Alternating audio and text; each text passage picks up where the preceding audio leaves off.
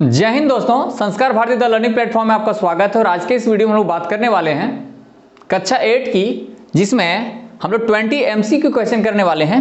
ठीक है, JAC board की कक्षा 8, सब्जेक्ट मैथ है और चैप्टर का नाम है परिमेय संख्या। ठीक है, तो चलिए वीडियो को स्टार्ट करते हैं। संस्कार भारती आप लोगों के लिए तैयार है डिजिटल कंटेंट्स देने के लिए, और अब पर डे कुछ ना कुछ वीडियोस आपको आने वाले हैं। और हमारे वीडियोस को आप देखिए और कमेंट करिए, लाइक करिए और शेयर करिए। अगर आप नया वीडियो बनवाना चाहते हैं तो आप कमेंट करके मुझे बताइए, ठीक है। और जब तक आप कमेंट नहीं करेंगे तब मुझे पता नहीं चलेगा। फ्रेंड्स, वीडियो को स्टार्ट करने से पहले अगर अभी तक आपने हमारे चैनल को सब्सक्राइब नहीं किया है तो सब्सक्राइब कर लें तथा बेल आइकन को भी प्रेस कर लें, क्योंकि बेल आइकन को जैसे ही प्रेस करेंगे हमारा वीडियो का नोटिफिकेशन आप तक पहुंच जाएगा। देखिए, Sanskar Bharati the learning platform educational YouTube channel है, जिसमें आप लोगों को 6 से लेकर 10 तक के जो स्टडी मटेरियल्स होते हैं उसको हम प्रोवाइड करने का लगातार प्रयास कर रहे हैं। और आज भी हम कक्षा 8 के मैथ में परिमेय संख्या का 20 MCQ क्वेश्चन करने वाले हैं। तो बहुत मजा आने वाला है आप लोगों को, और बेहतर तरीके से आप सीख पाएंगे। बिल्कुल कॉन्सेप्ट को क्लियर तरीके से हम आपको समझाने का प्रयास करेंगे। तो चलिए वीडियो को स्टार्ट करते हैं और देखते हैं 20 MCQ क्वेश्चन का सॉल्यूशन हम कैसे करते हैं। तो देखिए क्या है, क्वेश्चन नंबर 1 में दिया है सबसे छोटी पूर्ण संख्या।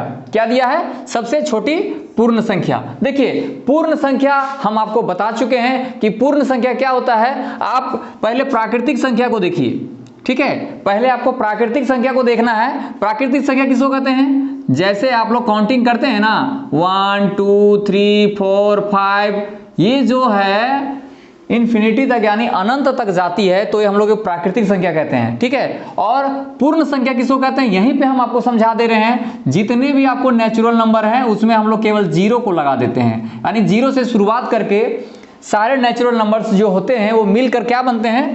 पूर्ण संख्या बनते हैं, ठीक है। तो आप क्या देख पा रहे हैं यहाँ पे, सारे नेचुरल नंबर 1 से स्टार्ट होते हैं, ठीक है। और वहां पे हम लोग 0 लगा दे रहे हैं, तो यानी कि ये 0 1 2 3 4 ये आपका कहां तक जाएगा? अनंत तक जाएगा। तो बोल रहा है कि सबसे छोटी पूर्ण संख्या। माय डियर फ्रेंड्स, सबसे पहले चीज, वीडियो को देखने से पहले आप सीखना है ना, तो पूरा कॉन्सेप्ट को समझिए कि आपको कैसे समझ में आएगा, ठीक है। तो पहले आप कॉन्सेप्ट पे ध्यान दीजिएगा।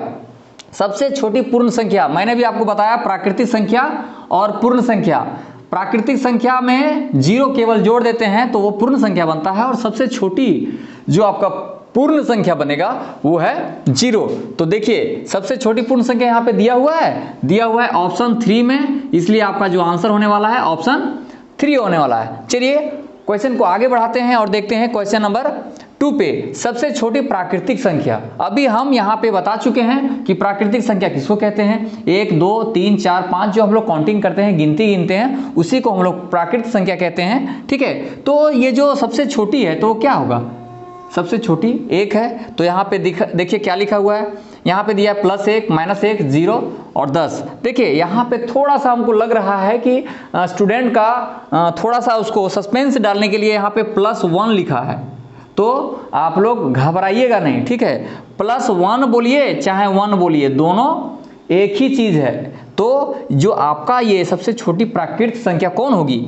तो 1 का आंसर होगा, ठीक है। तो आगे चलिए हम लोग क्वेश्चन नंबर 3 पे चलते हैं और समझने का प्रयास करते हैं कि सबसे छोटी अभाज्य संख्या किसको बोलते हैं और भाज्य संख्या किसको कहते हैं। तो जब तक हम लोग भाज्य और अभाज्य संख्या को नहीं जानेंगे तब तक हम इसका आंसर नहीं दे पाएंगे। देखिए, भाज्य संख्या किसको कहते हैं और अभाज्य संख्या किसको कहते हैं। पहले कॉन्सेप्ट को समझिए। कॉन्सेप्ट को आपको समझ में नहीं आएगा तो आप क्वेश्चन को सॉल्व नहीं कर पाएंगे। तो ठीक है, तो सबसे पहले हम कॉन्सेप्ट को समझते हैं। अभाज्य संख्या किसको कहते हैं? अभाज्य संख्या उसको कहते हैं जो केवल 1 और स्वयं से डिवाइड हो, यानी कि केवल 1 और स्वयं उसका गुणनखंड हो, वो भागा लगे। मान लेते हैं कोई भी संख्या अगर हम लोग लेते हैं, देखिए 1 क्यों नहीं है यहाँ पे 1 को छोड़कर, क्योंकि 1 का बनेगा नहीं 1 और स्वयं, इसलिए आपका जो अभाज्य संख्या है 2 से बनता है। ये 2 का गुणनखंड कौन कौन होता है? 2 का एक तो एक स्वयं 1 होता है और स्वयं हो गया, यहां से ये स्टार्ट होता है। 3 भी देखते हैं, 3 1 से भी लगता है और 3 स्वयं से भी लगता है, ठीक है। तो ये हो गया। 5 भी देखते हैं, 4 नहीं है, अभी हम आगे समझाएंगे कि 4 किस में है। 5 नहीं है, 5 ये है, 1 और स्वयं से लगा, ठीक है, फिर 7 है। यानी कि इस तरह से अभाज्य संख्या का निर्माण होता है जहां पे कोई भी संख्या जो 1 से डिवाइड हो, 1 से डिवाइड हो और स्वयं से डिवाइड हो तो वो अभाज्य संख्या कहलाती है। अब भाज्य संख्या समझेंगे। भाज्य संख्या क्या है? भाज्य संख्या 1 से और स्वयं से अलावे, 1 और स्वयं के अलावे भी कोई भी गुणनखंड हो तो उसको हम लोग क्या बोलते हैं? भाज्य बोलते हैं। देखिए 2, 1 तो है नहीं, 2, 3 आ गया अभाज्य में, तो आपका 4 से स्टार्ट करिए। 4 से कैसे स्टार्ट करेंगे? देखिए बाबू, 1 से लग रहा है 4, लग रहा है, 2 से भी लग रहा है, ठीक है, और स्वयं से भी लग रहा है। यानी कि 1 और स्वयं के अलावे भी कोई उसका गुणनखंड हो तो उसको हम लोग बोलते हैं भाज्य संख्या। और इसका जो शुरुआत होती है वो 4 से होता है, 6 से होता है, 8 से होता है, 9 से होता है, मतलब ये बढ़ते चले जाएंगे। 4 होता है, 6 होता है, 8 होता है, 9 होता है, 10 होता है, ये आगे बढ़ते चले जाएंगे। तो यहाँ पूछ रहा है कि क्वेश्चन नंबर 3 में पूछा है सबसे छोटी अभाज्य संख्या। तो सबसे छोटी अभाज्य संख्या आपका क्या है? 2 है। कॉन्सेप्ट आपको समझ में आया ना? तो इसका जो आंसर होने वाला है आपका ये मारिएगा, ठीक है। अब क्वेश्चन नंबर 4 को हम लोग देखते हैं कि सबसे छोटी भाज्य संख्या कौन है। तो सबसे छोटी भाज्य संख्या भी हमने आपको समझाया, तो 2, 3 चला गया अभाज्य में, तो 4 से स्टार्ट कर पा रहे हैं क्योंकि 1 और स्वयं के अलावे और भी गुणनखंड होना चाहिए जो 4 से स्टार्ट हो जा रहा है, ठीक है। तो आप देखेंगे ऑप्शन कितना में दिया हुआ है? ऑप्शन 2 में दिया हुआ है। तो आपका जो आंसर होने वाला है वो 4 होगा, ऑप्शन 2, ठीक है। इसका आंसर हम लोग मारेंगे। आगे देखते हैं कि इसमें जो पूछा जा रहा है उसमें आप ले समझेंगे क्वेश्चन को, और क्वेश्चन को समझकर फिर हम इसका आंसर देने का प्रयास करेंगे। तो सबसे पहले हम लोग क्वेश्चन को पढ़ेंगे और देखेंगे कि इसमें क्या पूछा जा रहा है। तो चलिए हम लोग क्वेश्चन को देखते हैं। इनमें से कौन योज्य तत्समक हैं? क्या पूछ रहा है कि इनमें से कौन योज्य तत्समक है। अब देखिए यहाँ पे योज्य तत्समक को आप नहीं जानेंगे, योज्य तत्समक को आप नहीं जानेंगे तो आप इसको कैसे बनाएंगे? तो हम सबसे पहले योज्य तत्समक के बारे में आपको समझाएंगे, ठीक है। योज्य तत्समक किसको कहते हैं? हम जानते हैं कि किसी पूर्ण संख्या में शून्य जोड़ा जाता है। कितना जोड़ा जाता है? शून्य जोड़ा जाता है, तो योग फिर से वही पूर्ण संख्या हो जाता है, ठीक है।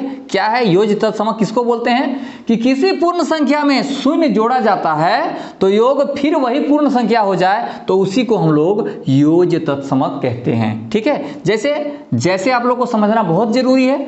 2 में 0 को जोड़ा है तो 2 हो गया, या फिर 0 में 2 को जोड़ा है तो 2 हो गया। और भी ले लेते हैं, 4 को अगर हम 0 से जोड़ेंगे तो क्या हो जाएगा? 4 हो जाएगा, या फिर 0 को 4 में जोड़ेंगे तो भी 4 हो जाएगा। तो यानी कि यहाँ योज्य तत्समक 0 है।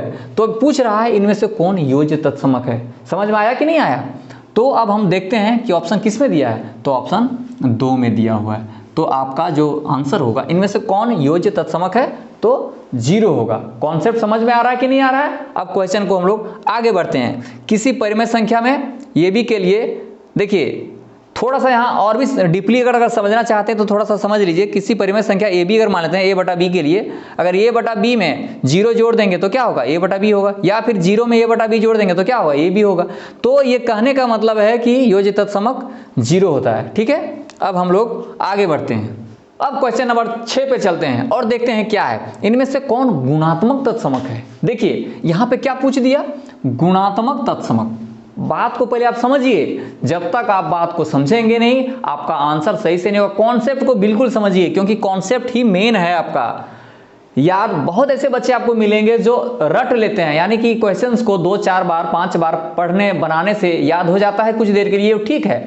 बट आप अगर पूरा कॉन्सेप्ट को माइंड में ले लेंगे ना तो आपको कभी भूलेंगे नहीं। पहले समझिए कि गुणात्मक तत्समक किसको कहते हैं। देखिए क्या लिखा है, जब हम किसी पूर्ण संख्या या पूर्णांक को, पूर्ण संख्या भी समझ रहे हैं पूर्णांक भी समझ रहे हैं, ठीक है, किसी पूर्ण संख्या और पूर्णांक को 1 से गुणा करते हैं। किससे गुणा करते हैं? 1 से गुणा करते हैं, तो हमें वही पूर्ण संख्या या पूर्णांक प्राप्त होता है। समझ में आ रहा है हम क्या बोल रहे हैं? इस तरह से हम कह सकते हैं कि एक पूर्ण संख्याओं का या पूर्णांकों का गुणात्मक तत्समक है। गुणात्मक तत्समक का मतलब होता है कि कोई भी संख्या या कोई भी पूर्णांक को हम 1 से मल्टीप्लाई करते हैं, गुणा करते हैं, तो क्या होता है? सेम वही पूर्णांक या पूर्ण संख्या मिलता है, तो उसका जो एक हुआ वही उस संख्या का गुणात्मक तत्समक हुआ। अब थोड़ा सा हम लोग यहाँ पे समझ लेते हैं कि दिया है -2/5 गुणा को 1 से किया है तो आपका क्या हुआ, यही हुआ। और फिर अगर हम लोग 1 को -2/5 से भी गुणा करेंगे तो भी वही होगा। एक और उदाहरण ले लीजिए, इसमें भी अगर हम 1 से गुणा करेंगे तो वही होगा, या फिर 1 से इसको गुणा करेंगे तो भी वो 1 होगा। यानी कि ये कॉन्सेप्ट को समझिए बिल्कुल कि किसी भी परिमेय संख्या a/b के लिए, किसी भी परिमेय संख्या a/b के लिए अगर हम लोग a/b गुणा 1 करेंगे तो क्या होगा, a/b होगा, होगा कि नहीं होगा। और अगर हम लोग 1 को गुणा करेंगे a/b से तो भी वही होगा। समझ में आ रहा है कि नहीं। तो यहाँ पे जो आप देख रहे हैं, एक क्या है, उसका गुणात्मक उस पूर्ण और पूर्णांक के लिए गुणात्मक तत्समक है। तो यहाँ पूछ रहा है इनमें से गुणात्मक तत्समक कौन है, तो कौन है बाबू, 1 है, ये ऑप्शन में दिया हुआ है, इसलिए इसका आंसर क्या होने वाला है, 1 होने वाला है। ठीक है, आइए हम लोग क्वेश्चन नंबर 7 पर चलते हैं और देखते हैं क्या लिखा है। 7 में आपका लिखा है 16/-24 का योज्य प्रतिलोम। देखिए यहाँ पे फिर आ गया कुछ नया, योज्य प्रतिलोम। क्या आ गया है, योज्य प्रतिलोम। जब तक इसको हम समझेंगे कि योज्य प्रतिलोम क्या है तो हम कैसे आंसर देंगे। ठीक है, तो योज्य प्रतिलोम किसको कहते हैं। लिखा है कि किन्हीं दो पूर्णांकों का योग, पहले बात को समझिए, किन्हीं दो पूर्णांकों का योग यदि शून्य प्राप्त होता है। पहले बात को समझिए, दो पूर्णांक लेते हैं और अगर उन लोगों को जोड़ते हैं तो क्या हो जाता है, 0 हो जाता है। तो दोनों पूर्णांक एक दूसरे के योज्य प्रतिलोम कहलाते हैं। बात समझ में आ रहा है कि नहीं आ रहा है। पहले बात को आप समझिए कि दोनों पूर्णांक को अगर हम क्या करेंगे, जोड़ेंगे तो क्या होगा, एक दूसरे के प्रति योज्य प्रतिलोम होगा। अगर वो 0 आता है तो थोड़ा सा हमें आप देखते हैं क्या दिया है, a/b जोड़, यहाँ -a/b को जोड़ा गया है, यानी a/b मानते हैं, अगर उसको हम जोड़ेंगे -a/b में तो आपका क्या आता है, 0 आता है। उसी तरह अगर -a/b को जोड़ेंगे a/b में तो क्या आएगा, 0 आएगा। यानी कि अगर हम दूसरा कौन सा एग्जाम्पल लेते हैं तो क्या है, यहाँ 5/6 का योज्य प्रतिलोम क्या हो रहा है, -5/6। समझ में आ रहा है कि नहीं आ रहा है। अब उसी तरह अगर हम लोग लिखेंगे कि -5/6 का योज्य प्रतिलोम 5/6 है। समझ में आ रहा है कि नहीं। यानी कहीं ना कहीं योज्य प्रतिलोम हम जब बनाएंगे तो सिर्फ क्या होगा, धनात्मक है तो ऋणात्मक हो जाएगा और ऋणात्मक है तो धनात्मक हो जाएगा। ये कॉन्सेप्ट समझ में आ गया आप लोगों को। तो अब हम लोग इसको बनाते हैं कि ऑप्शन में क्या दिया है। देखिए ऑप्शन में यहाँ तोड़ के दिया हुआ है, तो हम पहले थोड़ा सा देख लेते हैं कि यहाँ 16 है और बटा 24 है, इसको हम लोग तोड़ सकते हैं तो तोड़ दीजिए। 8 दूना 16, 8 तिया 24, ये हो जाएगा -2/3। यानी ऑलरेडी ये है -2/3 के रूप में। तो आपका जो चिन्ह में परिवर्तन जब हम लोग करेंगे, यानी ये ऋणात्मक है तो इसको अगर हम लोग धनात्मक में जाएंगे तो इसका आंसर कौन होगा, चिन्ह का चेंज करेंगे तो आपका ये होगा। यानी आपका जो आंसर आने वाला है 2 आएगा। ठीक है, चलिए अब क्वेश्चन नंबर 8 पर चलते हैं और देखते हैं कि 8 में क्या है। क्वेश्चन नंबर 8 में दिया है 5 का व्युत्क्रम होगा। व्युत्क्रम मतलब जस्ट उसका उल्टा। अगर 5 दिया है तो हम 5 को लिख सकते हैं बाबू, 5/1 लिख सकते हैं कि नहीं लिख सकते हैं। तो जब हम इसको उल्टा करेंगे, इसका व्युत्क्रम करेंगे, तब ये क्या हो जाएगा, 1/5। यानी इसका कॉन्सेप्ट क्या है समझिए, ये है अंश, ये है हर, ये है अंश, ये है हर, तो यहाँ आके उलट जाएगा, अंश बन जाएगा हर और हर बन जाएगा अंश। इसको हम लोग उल्टा कर दिए, व्युत्क्रम कर दिए। तो पूछ रहा था 8 में कि 5 का व्युत्क्रम क्या होगा, तो यहाँ पे 5/1 था, जिसको उल्टा के कर दिए 1/5। तो 1/5 कहाँ पे है, 4 में है। ये देखिए इसका आंसर ये होगा। ठीक है, तो आइए चलते हैं हम लोग क्वेश्चन नंबर 9 पर और देखते हैं कि 9 में क्या पूछा है। देखिए यहाँ पे फिर दिया है आप लोग का गुणात्मक प्रतिलोम। देखिए जब तक आप गुणात्मक प्रतिलोम के बारे में नहीं जाएंगे इसका आंसर कैसे बनाएंगे। गुणात्मक प्रतिलोम का मतलब होता है उसका जस्ट व्युत्क्रम, मतलब उसका उल्टा। इसमें चिन्ह चेंज नहीं होगा, चिन्ह का परिवर्तन नहीं होगा। और क्या है, केवल अंश हर हो जाएगा और हर अंश में हो जाएगा। तो ये देखिए 7 को हम लोग क्या लिखेंगे, 7 को लिख सकते हैं 7/1। 7 को 7/1 लिखते हैं और जब इसको उल्टा करेंगे तो क्या हो जाएगा, 1/7। 1/7 होगा कि नहीं होगा। तो आप देखिए इससे गुणात्मक प्रतिलोम क्या हो जाएगा, 1/7 हो जाएगा। तो यहाँ पे 1/7 कहाँ पे दिया है, तो आप में 1 में दिया है 1/7। तो आपका आंसर 9 का ये मारिएगा, ठीक है। आइए चलते हैं क्वेश्चन नंबर 10 पर। 3/4 का योज्य प्रतिलोम। देखिए अभी योज्य प्रतिलोम हम लोग जान चुके हैं कि क्या होता है, केवल चिन्ह का परिवर्तन होता है, ठीक है। तो यहाँ पे हम लोग 10 देखने वाले हैं। 3/4 का योज्य प्रतिलोम क्या होगा, तो -3/4 होगा, यानी इसका जो आंसर होने वाला है वो 3 होने वाला है। 11 में दे रहा है -5/9 का योज्य प्रतिलोम। देखिए फिर योज्य प्रतिलोम। योज्य प्रतिलोम में अभी आपको हम बताएं सिर्फ चिन्ह को चेंज करेंगे, धनात्मक ऋणात्मक हो जाएगा और ऋणात्मक धनात्मक हो जाएगा। तो -5/9 है, तो इसको अगर हम लोग बदलेंगे तो 5/9 हो जाएगा, चिन्ह बदलेंगे तो, इसलिए इसका आंसर हो जाएगा 5/9, ऑप्शन नंबर 3 मारिएगा, ठीक है। अब हम लोग चलते हैं 12 पर। 5/6 का योज्य प्रतिलोम फिर उसी तरह दिया है, ये धनात्मक में है तो इसको ऋणात्मक में मार देंगे। समझ में आ रहा है कि नहीं आ रहा है, बहुत ही आसान से है। 11-12 को बना चुके हैं, आगे चलते हैं। आइए क्वेश्चन को आगे बढ़ाते हुए 13 पे चलते हैं। -9 का योज्य प्रतिलोम। -9 का योज्य प्रतिलोम फिर वही पूछ रहा है, तो यहाँ पे माइनस है तो इसको हम प्लस कर देंगे। आपका देखिए कहाँ पे दिया है, ये दिया है, इसलिए इसका आंसर 9 होने वाला, चूंकि हम लोग समझ चुके हैं। देखिए इसमें फिर दिया है 14 में -11 का योज्य प्रतिलोम, सिर्फ वही है, -11 है तो इसका आंसर 11 हो जाएगा, चूंकि अब चिन्ह का परिवर्तन करेंगे, ठीक है। अब क्वेश्चन नंबर 15 पे चलते हैं। चलिए हम लोग आगे क्वेश्चन नंबर 15 में देखते हैं क्या है। 15 में लिखा है 0 एक संख्या है। क्या है 0 एक संख्या, क्या है, परिमेय संख्या है, प्राकृतिक संख्या, अपरिमेय संख्या, इनमें से कोई नहीं। तो देखते हैं कि 0 तो अपरिमेय संख्या नहीं है, ये काटकुट हो, अब इनमें से कोई ने भी है नहीं, ठीक है। अब देखिए 0 एक प्राकृतिक संख्या है, 0 पूर्ण संख्या है, प्राकृतिक संख्या नहीं है, इसलिए ये भी आपका आंसर होने वाला नहीं। तो परिमेय संख्या, देखिए परिमेय संख्या किसको बोलते हैं, थोड़ा सा यहाँ समझने वाली चीज है कि परिमेय संख्या 0 कैसे होगा। परिमेय संख्या हम लोग किसको बोलते हैं बाबू, थोड़ा सा बता दो बाबू। परिमेय संख्या हम लोग बोलते हैं P/Q के रूप में रहता है, और जहां पे P और Q दोनों क्या होना चाहिए, पूर्णांक होना चाहिए, पूर्ण संख्या होना चाहिए, ठीक है। तो यहां पे 0 क्या है, पूर्ण संख्या है, तो हम लोग लिख सकते हैं बाबू 0/1 लिख सकते हैं, और 0/1 क्या है, परिमेय संख्या है। क्या है, परिमेय संख्या है, इसलिए आपका जो 15 का आंसर होगा वो 1 होगा, परिमेय संख्या, ठीक है। क्वेश्चन नंबर 16 चलते हैं। 16 में क्या दिया है, कुछ यहाँ पे संख्या दिया हुआ है और यहाँ पे बोल रहा है रिक्त स्थान को भरिए।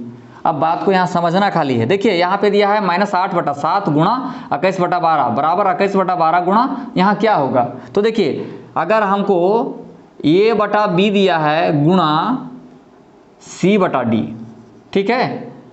अगर A/B गुणा C/D है और यहाँ पे दिया है C/D गुणा, यहाँ क्या होगा, तो यहाँ पे क्या होगा, A/B होगा, यानी कि 21/12 दिया है, -8/7 नहीं है, इधर है मगर इधर नहीं है, इसलिए ये इधर आके क्या होगा, यहाँ जो आपका भराएगा -8/7 होगा, ठीक है, -8/7।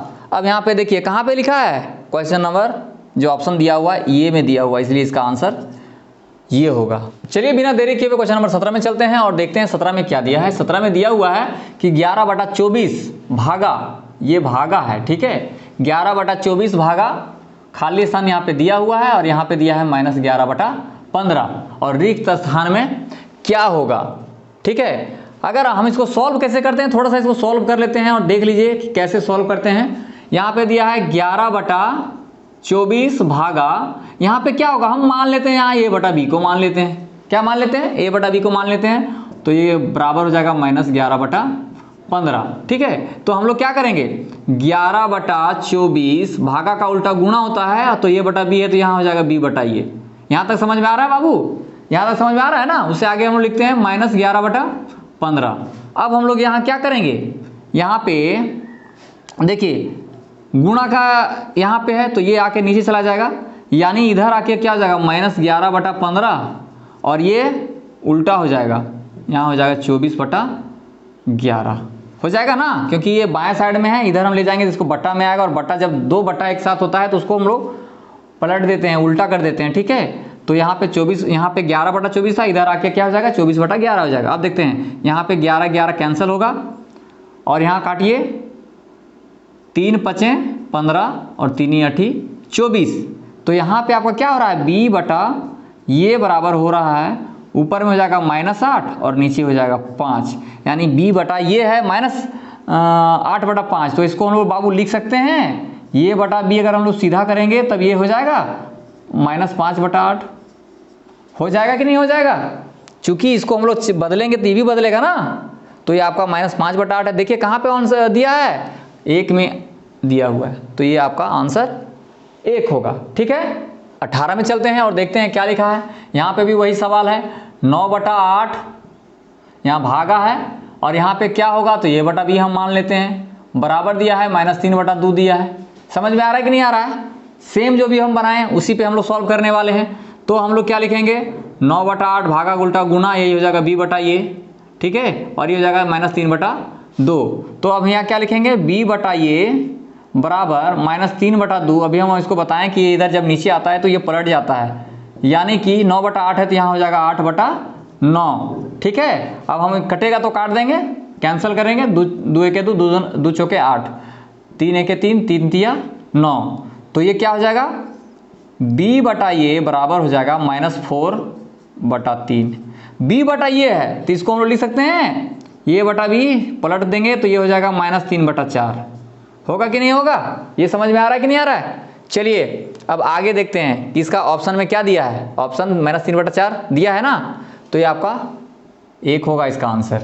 समझ में आ रहा है? आगे 19 में चलते हैं। क्या है, 13/25। फिर उसी तरह का सवाल है, 13/25 भागा, हम ये बटा भी मान लेते हैं इसको, बराबर 13/5 दिया हुआ है। ठीक है, अब हम इसको फटाफट इसको सॉल्व कर देते हैं। ये क्या है, 13/25 भागा उल्टा गुना b बटा ये हो जाएगा बराबर 13/5 हो जाएगा। ठीक है, अब क्या हो जाएगा, b बटा ये यहाँ हो जाएगा और इधर चला जाएगा ये साइड, तो हो जाएगा 13/5। ये गुना होके 13/25 था, इसको उल्टा कर देंगे तो हो जाएगा ये 25/13। ठीक है, तो यहाँ पे 13 कैंसिल हो जाएगा, 5 1 5 5 5 25। समझ में आ रहा है कि नहीं आ रहा है? ये b बटा ये बराबर हो जाएगा 5/1।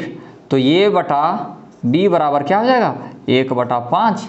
तो देखिए 1/5 कहाँ दिया है, ऑप्शन बी में दिया हुआ है 2 में, तो आपका ये आंसर होने वाला है 19 का। अब तो ये रहा MCQ क्वेश्चन, जो हम लोग लगभग 19 क्वेश्चन इसमें हम सॉल्व किए हैं। ठीक है, इसी तरह के अगले वीडियो में हम फिर से बनाने का प्रयास करते हैं और जितना जल्दी हो सके हम संस्कार भारती द लर्निंग प्लेटफॉर्म के यूट्यूब चैनल में हम आप लोग को अपलोड कर देंगे। यह वीडियो आपको कैसा लगा जरूर कमेंट करिए। अगर वीडियो अच्छा लगा तो लाइक करिए और दोस्तों को शेयर करिए। अभी तक आपने हमारे चैनल को सब्सक्राइब नहीं किया है तो सब्सक्राइब कर लीजिए तथा बेल आइकन को भी प्रेस कर दीजिएगा, क्योंकि बेल आइकन को जैसे ही प्रेस करिएगा वीडियो का नोटिफिकेशन आप तक पहुंचने लगेगा और आप देख पाएंगे और लगातार वीडियोज़। और इसके साथ साथ इस चैनल में आपका एजुकेशनल न्यूज़ भी हम देते हैं, तो उसको भी आप लोग लगातार देखिए और कमेंट करिए। कोई तरह का दिक्कत है, कोई तरह का प्रॉब्लम है तो ज़रूर कमेंट करके बताइए कि क्या दिक्कत है, नहीं दिक्कत है। ठीक है, तो मिलेंगे अगले वीडियो में, तब तक के लिए इजाज़त दीजिए। जय हिंद।